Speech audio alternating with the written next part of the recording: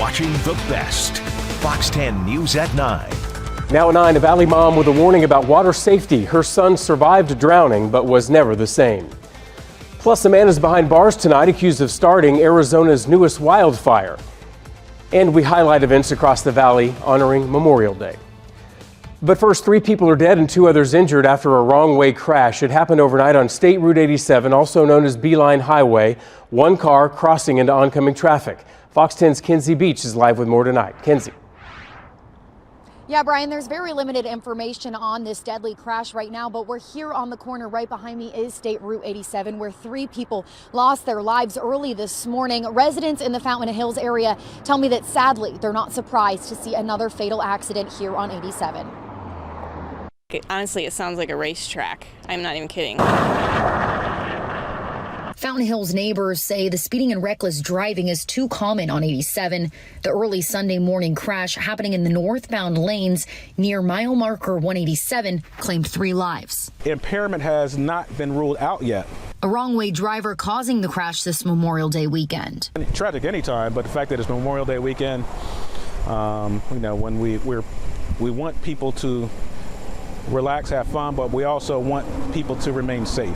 Fountain Hills neighbors saddened but not surprised to see more lives claimed on 87. I think they used to call it Bloodbath Highway back many years ago. But yeah, no.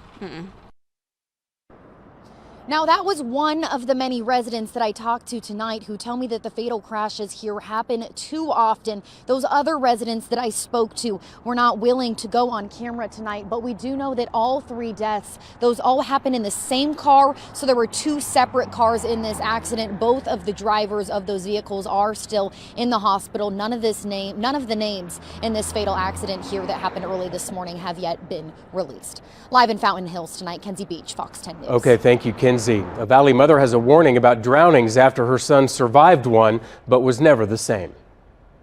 It's not always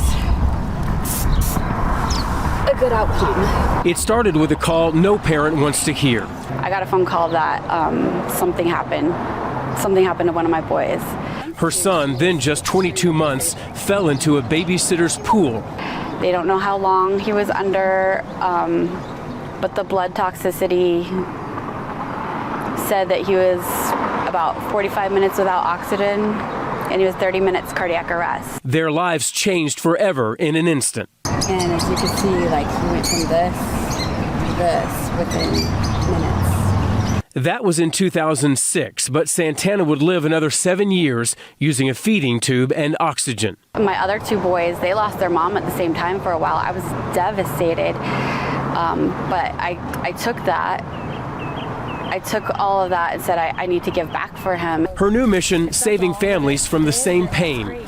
The only way to stop it is to get eyes on these kids, get the barriers and get the classes, because it's not an easy road. Options that could have saved her son's life. I didn't have those classes. There wasn't a fully fenced pool at the property that it happened at. A heartbreaking loss both times. I've lost him twice. I've lost 2 different versions of my son, and I miss them both so much. Later this hour, first responders talk about the high number of drowning calls already this year and how to stop them. A hazmat situation tonight in Central Phoenix. 3 tanker trucks go up in flames. Fire crews put it out near 16th Street in Jackson and are there tonight watching hot spots. They say these trucks often transport cooking oil. A suspect is behind bars tonight, accused of starting the newest wildfire in Arizona. It's out in Yuma County. The refuge fire burning in the Imperial National Wildlife Refuge. Jason Martin, seen here, is accused of starting the fire. It's burned more than 1,200 acres so far, and there is no containment tonight. The Sidewinder fire is completely contained. It broke out Saturday during a debris burn outside of Florence. It burned about 50 acres. Crews are keeping an eye on hot spots tonight. Okay, a live look at beautiful Tempe Town Lake tonight, and a good time to check in with our friend Crystal Ortiz. Hi, Crystal. Yeah, hey, Brian, and hope everyone's had a nice weekend so far, because today's temperature is a little hotter than yesterday's was, but it's still the coolest over the next week. So I hope you enjoyed it. We made it 99 degrees today at Sky Harbor Airport. Around the valley, numbers were, no surprise, a little cooler. 93 in Mesa, 95 in Chandler, and we made it to 93 in Deer Valley and Goodyear as well. Glendale, you made it up to 95 degrees for your high temperature today. So it was hot out there, but we're only getting hotter over the next few days. Take a look. This is a view from Fox Vision across the southwest. Notice it looks like I don't even have anything turned on, but I swear we do have satellite and radar on this map. There's just nothing anywhere near us. It's dry as can be. So for your Memorial Day tomorrow, if you're heading out early, maybe for a remembrance ceremony, about 80 degrees at 8 a.m. By midday, we'll be at 95 degrees. And then into the afternoon, look at that. We're into the triple digit territory at 102. That's just the start. We'll talk more about your 10-day forecast coming up. Thank you, Crystal. Two sisters are missing tonight from the Gila River Indian community, 11-year-old Shyla Wabanasi and 17-year-old Sally. They were last seen Friday, but it's unclear if they're together. If you can help, call the number on your screen. Several Memorial Day events are planned tomorrow all across the valley. Here's a quick look. Starting at 8 a.m., a ceremony at the National Cemetery of Arizona in North Phoenix. Visitors can begin to arrive at 7 to help place flags. At 8:30, a Memorial Day ceremony at the Gilbert Civic Center. Heading over to the West Valley now, a ceremony at the Avondale Civic Center Amphitheater. It also begins at 8:30 a.m. And in Prescott, a Memorial Day remembrance ceremony starts at 11 at the Prescott National Cemetery. There is no parking at the cemetery, but there is a free shuttle service at Yavapai College. A World War II Valley veteran celebrates a big milestone today, his 100th birthday.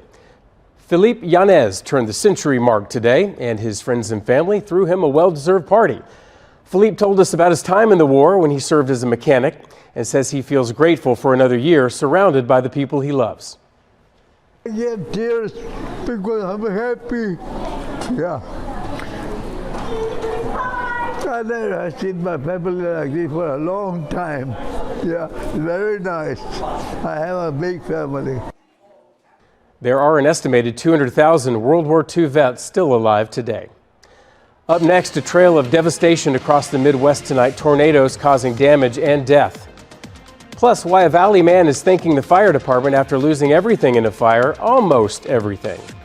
And why a Scottsdale film school is in the national spotlight.